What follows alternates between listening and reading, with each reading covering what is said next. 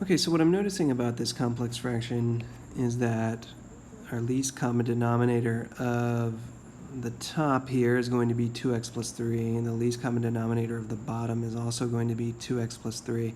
Denominators are the same. That's your clue that method 2 is a really nice method to use in simplifying our complex fractions. So we're going to multiply by that least common denominator, of 2x plus 3 over 2x plus 3.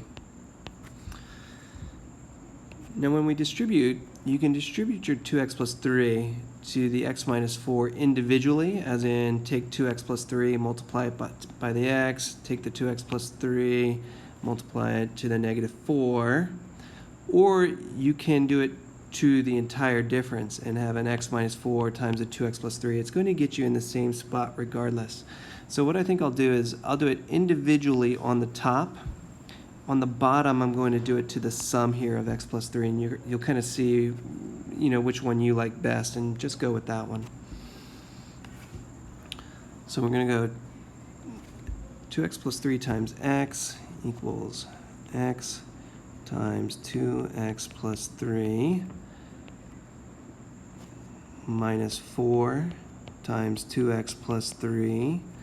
And then look into your crystal ball. What reduces, what remains the same?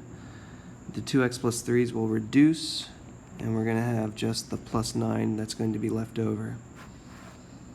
And remember that there's still work to do in the denominator there, but we'll come back to it. Distribute. So 2x squared plus 3x. Distribute.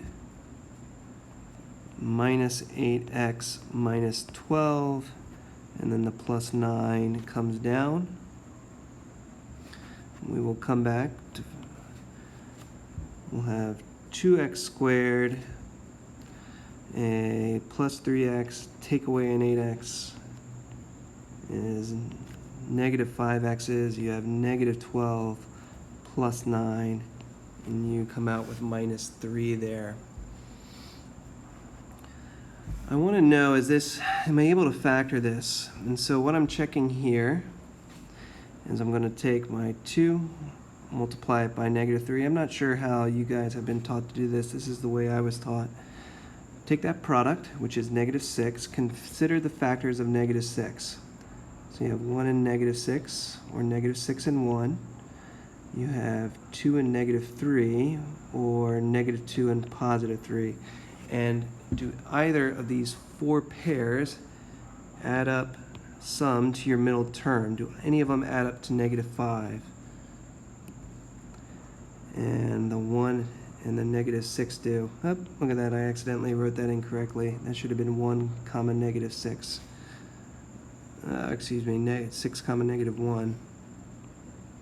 But I'm not going to go back and start rewriting this whole video here, so my apologies there. But it doesn't matter, because 1 and negative 6 still add up to negative 5. And so I know that this can be factored. The way I was taught to do this, the 2x squared and the minus 3 stay the same, and then this negative 5x here, that was in the middle, right there, that's going to get broken into these two factors of the positive 1x from the positive 1, and a minus 6x from the minus 6. Then we're going to do a little factor by grouping. The greatest common factor of 2x squared plus 1x is x. Greatest common factor of negative 6x minus 3 is going to be a negative 3, and you're left with 2x plus 1. See it twice, write it once, and then what I've always told my students, put the junk in the trunk, x minus 3, and that's how that factors. So 2x plus 1, and then x minus 3. Great. Now let's come back way, way, way up to the top, and I forgot my fraction bars here and here. So coming back to the denominator now, we're going to multiply way over here. And I said this time I was going to do it to the sum there. So the way we would do it would be x plus 3 times 2x plus 3. This whole piece times the 2x plus 3. And then here, remember what's going to reduce, what's going to remain the same. The 2x plus 3 on top, 2x plus 3 on the bottom is going to reduce, and the minus 5 is going to remain.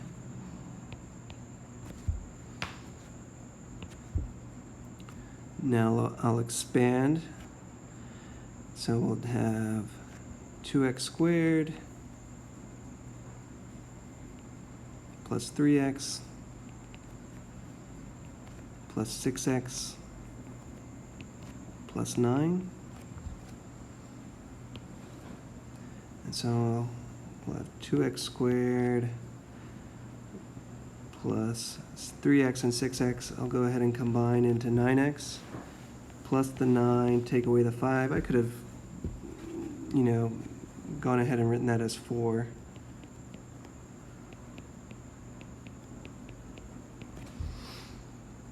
And then same deal.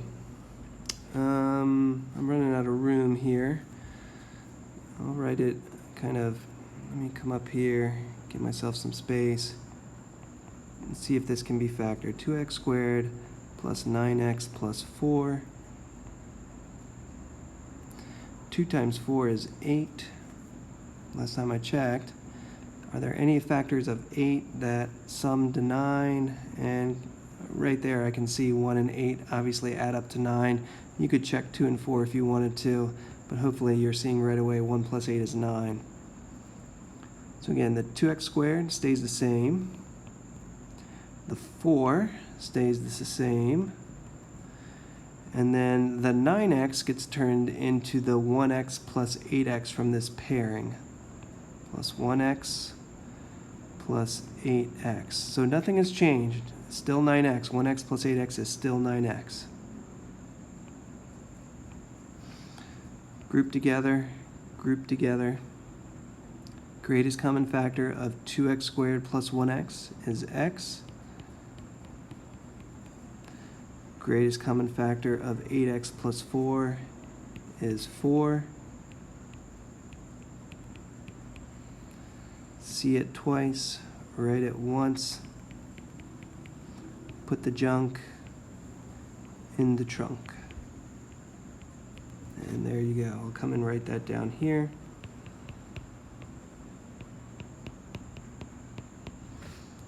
And then what I notice here is that you have a common factor of 2x plus 1 in the top and bottom. And so that's going to reduce, and you're left with x minus 3 all over x plus 4.